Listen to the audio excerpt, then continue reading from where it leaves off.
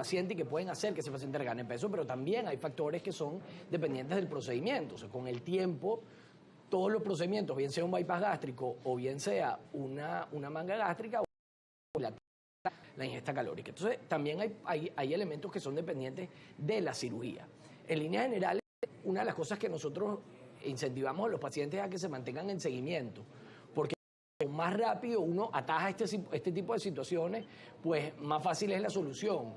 Muchas veces está en modificar nuevamente estilos de vida y volver a hacer las cosas de forma saludable, volver a bajar el número de calorías que estamos comiendo, disminuir el número de monosacáridos que se ingieren, etcétera, etcétera, y eso ayuda muchas veces a controlar la reganancia de peso o a detenerla en cierto punto. Pero si el paciente se ha perdido y es un paciente que no viene más a los controles, pues ese es un paciente que tiene un altísimo riesgo. Hay cifras, hay trabajos que hablan hasta del 75% de reganancia de peso a los 10 años después de una manga y del 50% después de un bypass.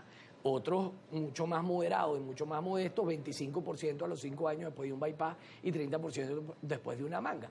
Entonces, lo que es importante es que el paciente debe tener una relación muy estrecha con el médico que lo ha operado o debe tener una relación muy estrecha con un equipo multidisciplinario que haga su seguimiento, ¿no?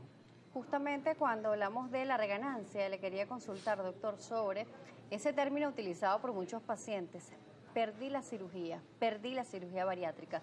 ¿Realmente se pierde la cirugía bariátrica? La cirugía no se pierde porque la modificación anatómica del estómago es exactamente la misma. El paciente sigue teniendo una modificación anatómica,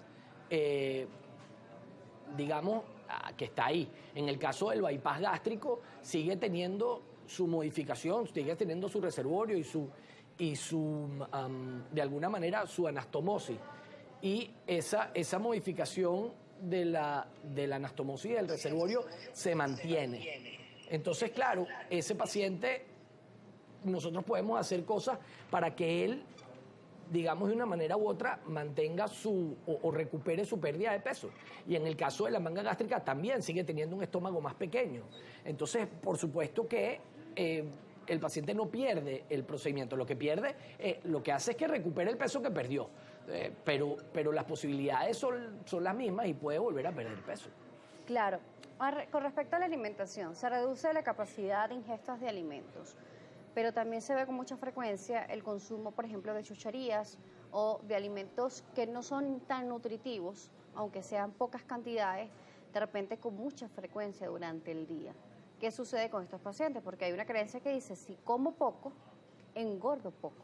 Claro, si como poco, engordo poco, pero yo tengo que sumar lo que como en las 24 horas que tiene el día. Si yo como poco ahorita, como poco en 2 horas, después un poco en 1 hora más y voy comiendo poco durante todo el día, al final la cantidad que estoy comiendo es mucho. Y sobre todo cuando como alimentos de bajo valor energético, pero un alto valor calórico, esas chucherías que tú estás hablando. Alimentos fritos, alimentos ricos en monosacáridos, bebidas alcohólicas, etcétera. Esos son alimentos que en líneas generales son perjudiciales para cualquier paciente que esté buscando perder peso de una manera u otra, ¿no? Claro. Colina Zárraga Coro nos dice, yo quiero saber por qué me lleno de gases el cuerpo de repente, yo sufro de reflujo. Bueno, ahí tiene una patología también gastrointestinal de base. Wow, habrá que ver si esa paciente tiene un procedimiento bariátrico o no, cómo son las condiciones en que se produce, si hay algún alimento. Eso es tema de una consulta larga. El tema de la distensión y el reflujo son...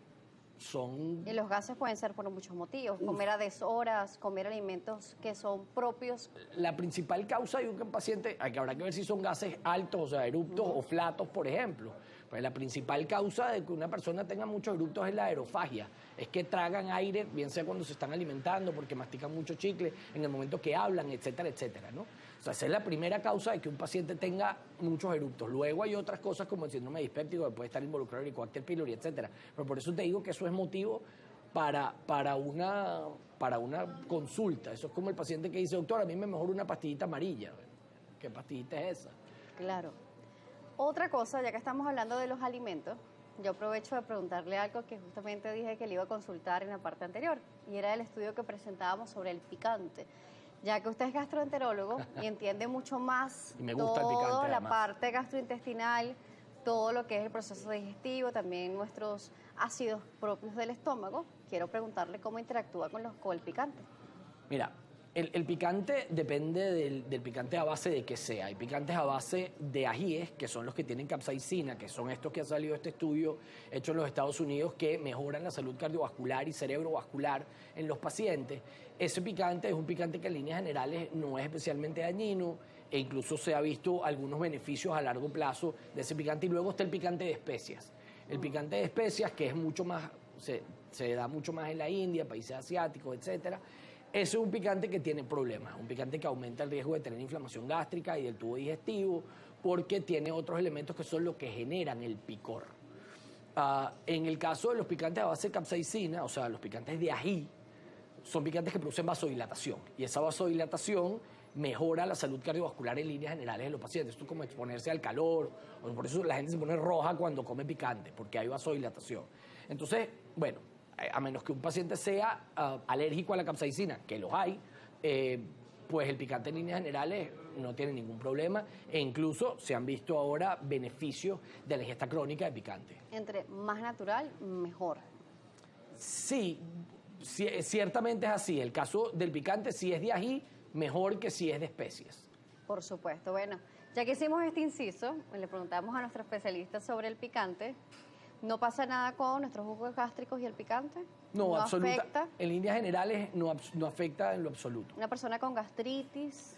A ver, una persona con gastritis y úlceras, los picantes a base de especias no deben ser ingeridos. Nada de los picantes a base de ají no deberían tener mayor problema, porque entonces los mexicanos todos tendrían úlceras y tendrían gastritis y tendrían una cantidad de problemas gástricos importantes. Pero no es así. Lo que sí es cierto es que si el picante le cae mal, no lo coma. Si el picante le da reflujo, no lo coma. Hay pacientes que son... Sí, volvemos a los pacientes bariátricos. ¿Qué alimentos o cómo debería ser la alimentación para evitar la reganancia de peso? No solamente es la alimentación, pero va una gran parte allí, ¿no? Claro, lo que el paciente bariátrico debe entender es que él va a tener un periodo, siempre va a tener un periodo de luna de miel, que es ese periodo en que el paciente bebe, come, no hace ejercicio y pierde peso. Después de una manga o después de un bypass o después de cualquier cirugía bariátrica o procedimiento bariátrico, balón intragástrico, gastroplastía endoscópica que hacemos nosotros.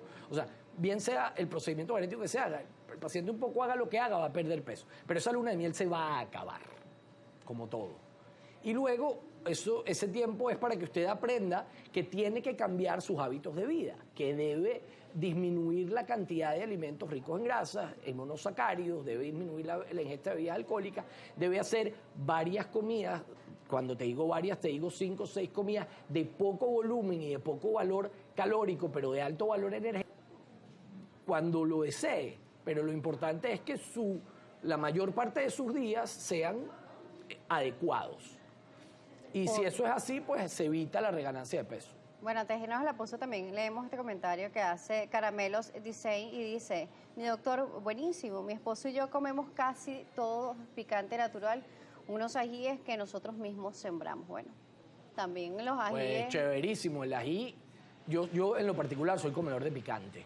A mí me gusta el picante y yo te puedo decir que hay momentos en los que uno debe bajar la ingesta, momentos en los que se puede comer más, pero en líneas generales es un alimento bastante saludable, no genera mayores inconvenientes. Bueno, también la tolerancia de las personas al picante es diferente. Pero... Totalmente cierto. Vamos a irnos a una pausa, regreso. Seguimos conversando con el doctor José Di Giorgio, médico gastroenterólogo, sobre cómo evitar la reganancia de peso en la cirugía bariátrica. Así que activos con ustedes en redes sociales, @salud_gb, @DanielaJSalas. Ya regresamos.